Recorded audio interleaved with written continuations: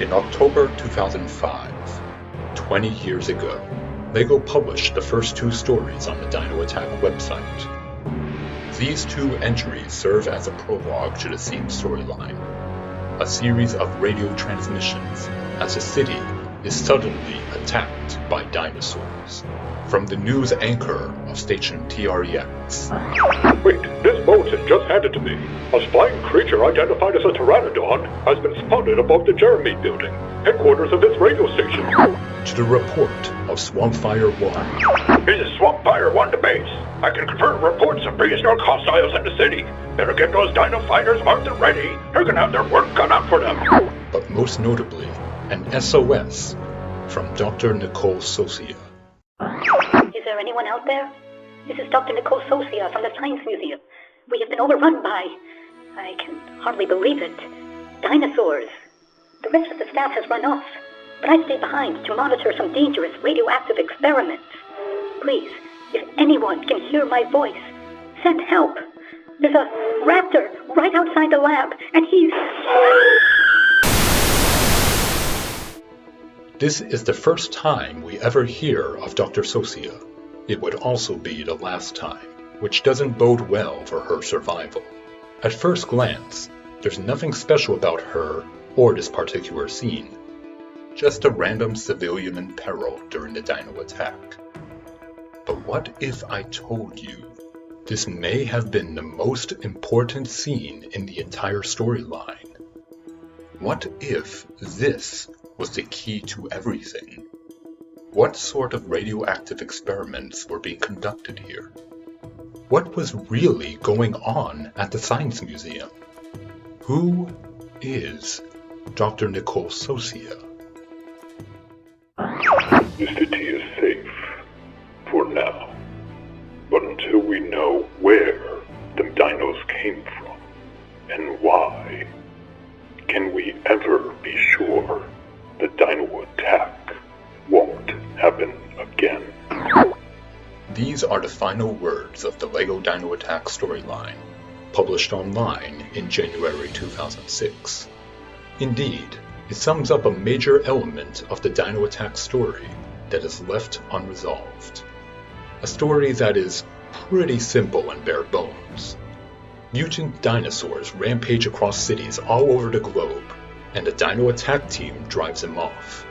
Sure, the character bios and the online story provide some embellishment, but they never answer the biggest question of them all. Where did the dinosaurs come from?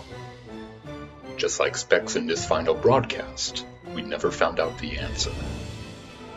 Or did we? Was the answer right in front of us all this time?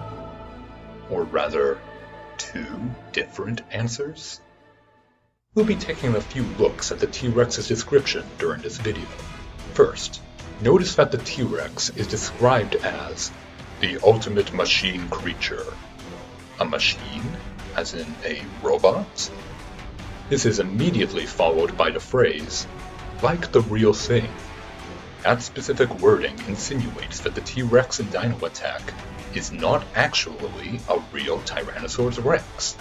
It's something else.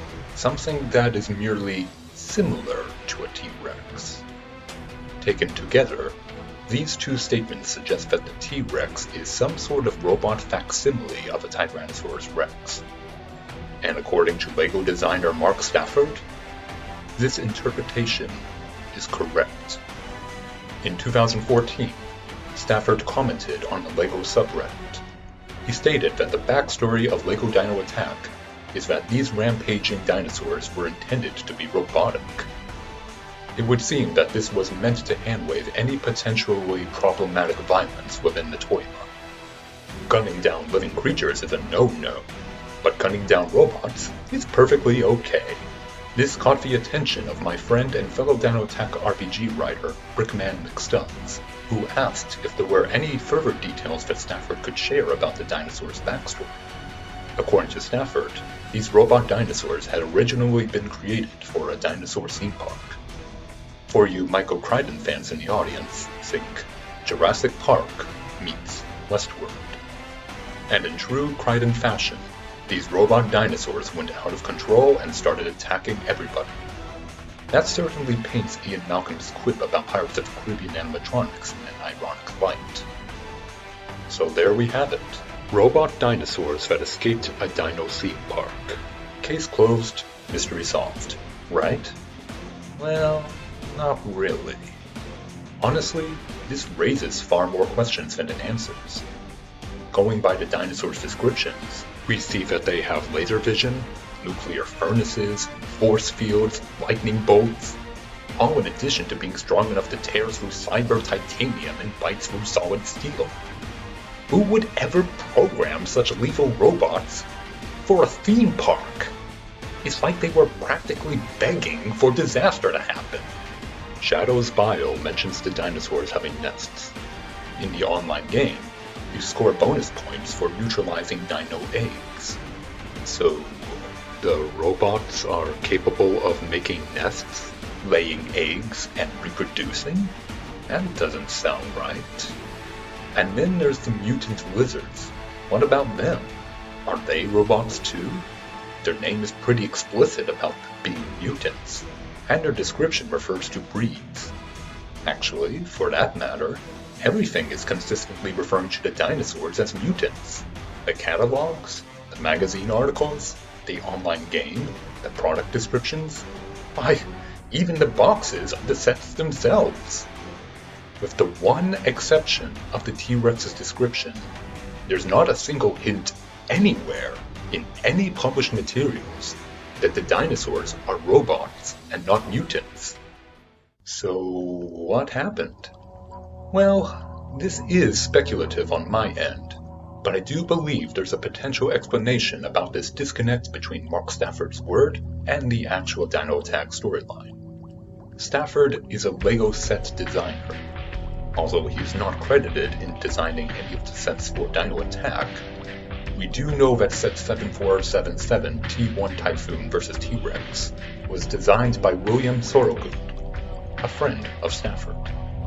We also know that concept art was illustrated by Brian Ellis, who also worked on contemporary scenes, such as Bionicle. And there's one more confirmed overlap between Dino Attack and Bionicle: Greg Farshti. Farshti confirmed on BZ Power that he was the writer of the Dino Attack story Bible. Brian Ellis designed the Bionicle set 8913 Toa Nuparu. In 2023, Ellis revealed some behind-the-scenes trivia about the set, most notably the fact that what ultimately became Nuparu's razor-edged protosteel shield was actually intended by Ellis to be a double-bladed sword that would suck energy in and release it in a blast. This is reflected by the 8913 shop-at-home product description, which refers to Nuparu having a shield and an Aqua blaster blade. It would seem that the story team, Greg Farshti included, assumes that Nuparu only had a shield, and that the Aqua blaster blade was a separate weapon that was cut during the set's prototype phase, later reintroduced into canon via Bionicle Legend 7 Downfall. The point of this anecdote? To show that there is a disconnect between the LEGO set designers and the LEGO story writers.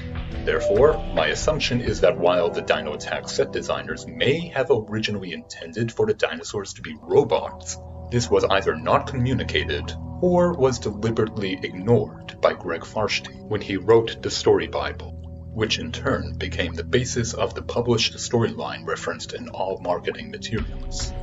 The references to the T-Rex being a machine like the real thing are merely a small slip through the cracks, like Nuparu's shop-at-home description, or even the Dino Attack team being called DINO Force on the products page.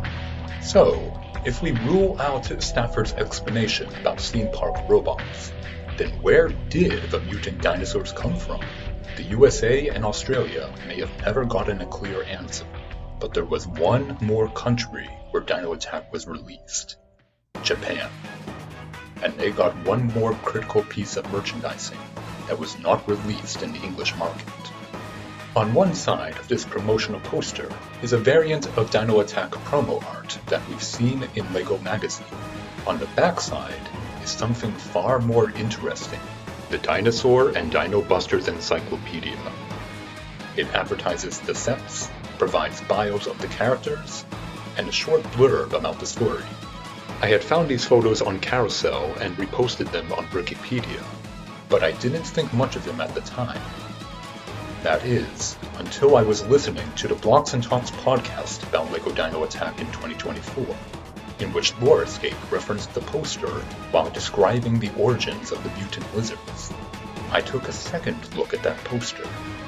I plugged the story description into Google Translate, and lo and behold, due to radioactive contamination from a science lab, the museum's dinosaurs have mutated and gone on a rampage, causing panic in the city. To subdue the dinosaurs, specialists from various fields come together to form the Dino Busters. There's our answer. I am inclined to believe that this is what Greg Farshty wrote in that storyline, since it is much more consistent with the common thread of the dinosaurs being mutants instead of robots. Furthermore, even though the bios match the ones on the website, notice that the T-Rex's description makes no mention of machines or the real thing. Of course, this isn't a perfect explanation either. Why were there living dinosaurs at a science museum in the first place? Was this a Pokemon situation where they are resurrecting fossils? Or a We're Back story where they exhibit living dinosaurs instead of fossils and replicas? Well, given that Dino Attack has crossed over with adventurers and alpha teams through My LEGO Network, there is at least basis for the extant dinosaurs in the present day. In any case, this lore requires fewer mental hoops to jump through than the theme park robots explanation does. Furthermore, the source of the dinosaur's mutation being atomic radiation strengthens a parallel with the most famous mutant dinosaur of them all. あれがゴジラ?